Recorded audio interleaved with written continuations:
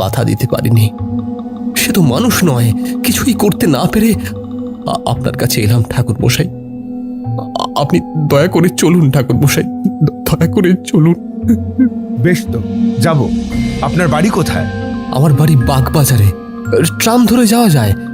আর আমার নাম হলো মুকুন্দ ঘোষাল। হ্যাঁ, নমস্কার। তবে তো কাছেই, চলুন যাওয়া যাক। চারি, দরজাটা বন্ধ করে দিয়ে যা মা। কোথায় যাচ্ছ বাবা? এই কাকাবাবুর সঙ্গে এনার বাড়ি যাচ্ছি। সাবধানে যেও। তারপরে কি হলো? ওই ভদ্রলোকের সঙ্গে ট্রামে উঠলাম।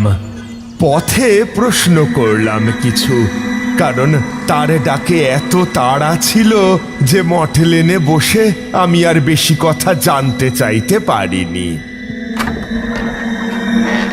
দরজা খুলতেই তিনি আমায় তার হাতের ক্ষত দেখিয়ে বললেন, এই যে ঠাকুর মশাই, আমার প্রণাম নেবেন।